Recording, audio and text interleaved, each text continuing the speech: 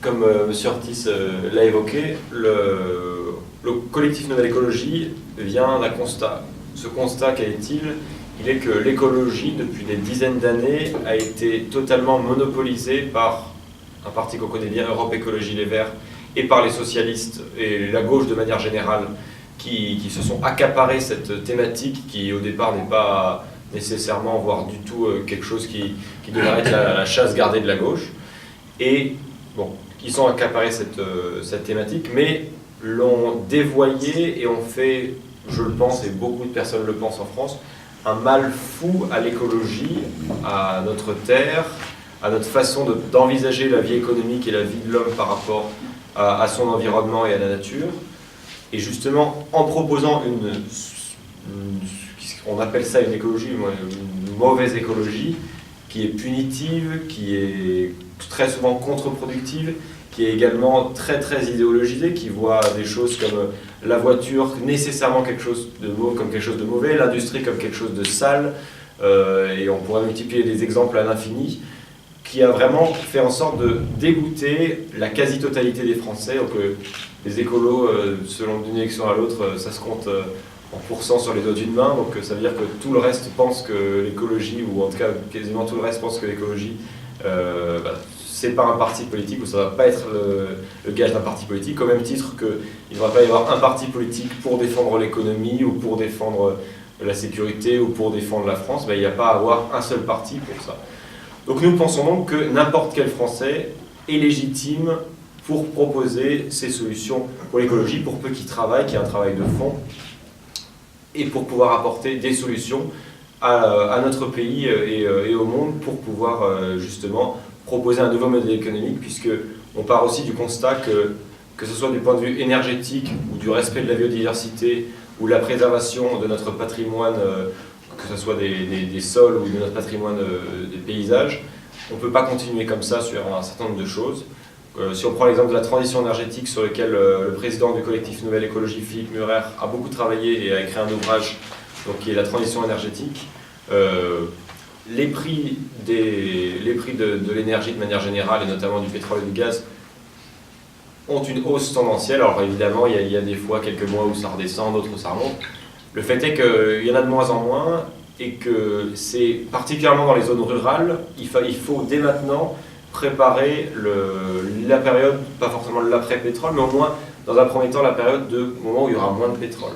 Les zones rurales, notamment, seront les plus touchées, puisque forcément, quand la boulangerie est à 20 km, que la poste est à 30 km, que tous les services publics et que les lieux de travail sont loin de là où on habite, forcément, on est les personnes les plus impactées par ces hausses des prix du carburant, en l'occurrence. Donc Marine Le Pen, en décembre 2014, donc il y a 3 mois, nous a honoré, Philippe Murer et moi, ainsi que l'équipe des lanceurs de ce collectif, lors d'une conférence de presse à Paris, en nous donnant l'honneur et la charge de porter ce collectif Nouvelle Écologie, qui est rattaché au Rassemblement Bleu Marine. Alors ce collectif a 3 objectifs. Le premier objectif, c'est de rassembler un maximum de patriotes, donc de personnes qui pensent qu'on peut faire de l'écologie autrement, une écologie de bon sens, et une écologie qui est pour seule idéologie le fait justement d'essayer de désidéologiser toute cette vision de l'écologie. Donc on remet tout à plat et on essaie vraiment de voir au cas par cas sur tel ou tel sujet quelle est la meilleure solution, la solution qui soit le plus de bon sens, qui ne dégoûte pas de l'écologie et qui réponde aux enjeux environnementaux d'aujourd'hui. Alors parfois il peut arriver que les gens ne soient pas d'accord, mais pareil, on part du principe qu'on remet tout à plat. Donc quand on n'est pas d'accord sur quelque chose, on peut le dire au sein du collectif, mais toujours avec des sources, avec des arguments de fond, pour pouvoir au final, on l'espère, et c'est déjà bien avancé, on est très optimiste sur ça, apporter des solutions de bon sens qui soient directement mettables en application. Donc pour ça, nous voulons rassembler dans toute la France, et c'est pour ça que nous lançons une antenne locale aujourd'hui dans le Lot, à Cahors. Je suis très content d'avoir un si bon accueil de la part de la fédération du Lot, mais également d'autres patriotes qui sont venus d'autres départements du sud et du sud-ouest de manière générale, donc j'en suis très content. C'est vraiment un collectif qui a une vocation nationale. C'est pas, quand on prend le Conseil national du collectif, par exemple, plus des 2/3 ne sont pas franciliens. Donc même si les réunions se passent en région parisienne, c'est vraiment quelque chose, enfin, le profil type du membre du collectif Nouvelle Écologie, c'est quelqu'un qui habite en région, c'est quelqu'un qui, pas forcément dans les grandes villes d'ailleurs, et qui est amoureux de la nature et qui est patriote et qui souhaite s'investir de manière générale. Donc cette antenne, donc le premier objectif c'est rassembler. Le deuxième objectif c'est de travailler sur des problématiques de fond. Donc là on a pu évoquer le gaz de schiste qui l'exemple américain nous l'a montré, est vraiment un désastre sanitaire, économique, écologique et pour ce qui est des paysages, bref. L'exemple américain nous a montré que c'était, bon, je pourrais en parler un petit peu après, mais que c'était vraiment un sujet à ne pas prendre à la légère. Et les problématiques comme le gaz de schiste sont à la fois des problématiques qui peuvent être travaillées à l'échelle locale, donc voir concrètement, tiens, tel projet au nord de tel département ou de telle ville, ça va se passer comme ça, voilà combien de personnes pourraient être touchées, voici quelles sont les retombées économiques. Positives ou négatives, ça peut se faire de manière locale et de manière générale on peut y travailler également, et c'est déjà le cas, à l'échelle nationale. Alors ça c'est pour le coup c'est un sujet qui est à la fois local comme national, mais il y a d'autres sujets comme par exemple j'étais il y a une dizaine de jours à Nîmes pour lancer la première antenne du collectif Nouvelle Écologie, où là l'un des grands enjeux c'est également le gaz de schiste, mais aussi, pour le coup c'est vraiment quelque chose de national, mais aussi la défense de la Camargue. C'est sûr que c'est pas dans le Lot que les plus ardents défenseurs de la Camargue risquent de se trouver aussi beau. C'est une belle région. C'est aussi beau cette région soit-elle. Donc vraiment permettre à tout le monde de se regrouper et de travailler. Donc le fait de créer des antennes locales permet vraiment de créer ça c'est déjà vu et je suis certain que ça va être le cas ici aussi, des émulations locales, le fait de pouvoir en discuter, de ne pas être seul dans son coin à dire tiens, je ne suis pas d'accord avec la vision de l'écologie des Verts, ou pas que des Verts d'ailleurs, de l'UMP ou du PS, j'aimerais bien pouvoir travailler mais je ne sais pas comment, je ne sais pas avec qui. Nous avons la réponse ici au collectif Nouvelle Écologie, avec vous tous et avec ceux qui vont nous rejoindre par la suite. Et donc le troisième objectif de ce collectif, c'est de faire savoir. C'est bien de rassembler des gens, c'est bien de les faire travailler pour pouvoir préparer le programme politique pour le Front National, les Rassemblements Bleu Marine, et donc aussi bien pour les mairies que pour les départements, les régions, et in fine, notre objectif central de pouvoir être force de proposition et de pouvoir apporter un programme béton pour Marine Le Pen en 2017 au niveau de l'écologie. Une fois qu'on a ce programme, et on le met en place petit à petit, il faut que ça se sache. Il faut que ça se sache qu'on peut faire une écologie qui soit une écologie de bon sens, une écologie qui soit plus efficace que tout ce qui a été proposé jusqu'à présent dans la vie politique française, et qu'on n'est pas, oui, on n'est pas Europe Écologie Les Verts, on n'est pas issu nécessairement de la gauche ou de l'extrême gauche, mais qu'on n'est ni de droite ni de gauche, qu'on est patriote et qu'on se retrouve derrière l'engagement de Marine Le Pen. Donc ce troisième objectif, c'est de faire savoir qu'on est présent, donc de communiquer sur les travaux qu'on fait, pour montrer qu'il n'y a pas des sujets qui doivent nous être interdits. Le Front National a très souvent été caricaturé pendant longtemps sur le fait que nous étions uniquement compétents sur certains sujets très précis.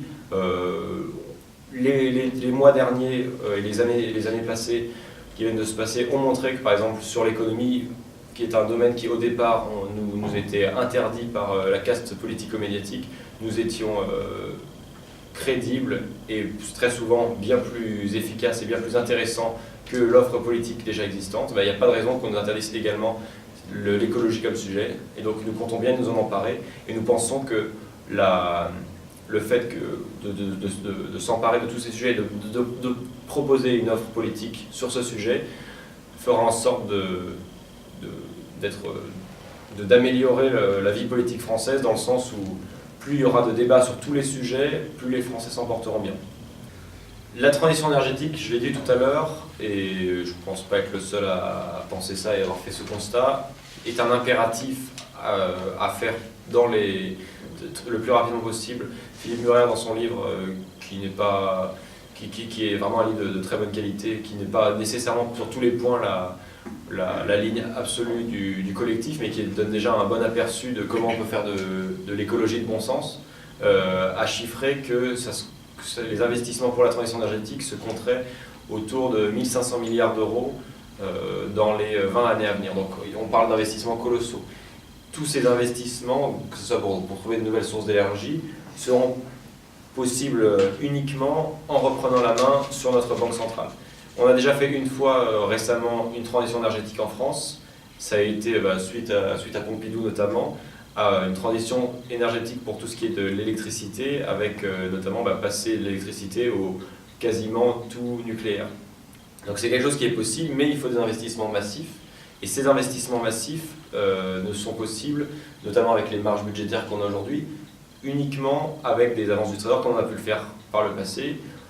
Pas de bol, aujourd'hui c'est interdit. La Banque Centrale Européenne n'a pas vocation à financer des investissements productifs par des avances du Trésor, parce qu'aujourd'hui, comme sur beaucoup d'autres sujets, des bonnes idées, des idées ambitieuses, et oui, l'ambition pour la France sont absolument interdites, que ce soit en termes de politique industrielle, de politique monétaire ou autre, par les traités européens que nos dirigeants ont signés dans les années précédentes, parfois contre l'avis, et souvent contre l'avis des Français et des Européens de manière générale. Il y a énormément de vision de l'écologie, je pense qu'il y en a autant que de Français dans notre pays. Oui, je connais ça, milliers de ça. Et on entend à peu près tout et n'importe quoi sur toutes les sources d'énergie, que ce soit le photovoltaïque, que ce soit sur l'éolien, que ce soit sur le genre, sur tout. Et bien nous, justement, nous sommes un cercle de réflexion d'ampleur nationale où tout le monde peut proposer quelque chose. Tout le monde, s'il le souhaite, peut venir aux réunions du Conseil national pour peu d'en faire la demande. Et justement, que ce soit sur le prix au kilowattheure, ou que ce soit sur les effets sur la faune, la flore ou sur la durée de vie, etc. Comme on entend tout et n'importe quoi, on a vocation à centraliser toutes les idées ou idées reçues qui peuvent être dites et vraiment essayer de faire la part des choses avec des sources les plus fiables possibles pour vraiment construire sur du réel. Parce que c'est bien beau de dire que on n'est pas d'accord avec l'écologie telle qu'elle est proposée par la gauche et Europe Écologie Les Verts. Encore faut-il pouvoir proposer un programme fiable, de bon sens et mettable en application dans les collectivités locales dès maintenant, et par Marine Le Pen et son gouvernement en 2017, voire avant. Alors concrètement, il y a un responsable d'antenne locale qui sera qui là? Donc Monsieur Demas. Thierry Demas. DAUMS. DAUMS, qui est mon suppléant à Puy-l'Évêque. Et c'est lui qui va s'occuper de l'antenne. Alors pour ce qui est de l'organisation des travaux, on a un collectif qui laisse vraiment une vraie place à une vraie décentralisation dans tout ce qui est des initiatives et de la façon de s'organiser à l'échelle départementale et à l'échelle locale de manière générale. Et donc les travaux s'organisent en général, c'est des réunions tous les mois ou tous les mois et demi, où il y a eu un travail par avance et où les gens se sont envoyés quelques jours plus tôt les travaux qui vont être présentés vraiment pour pouvoir débattre sur du fond et pour que chacun ait pu se documenter et dise « Ah bah tiens, moi j'avais vu sur telle autre source, tel autre chiffre ».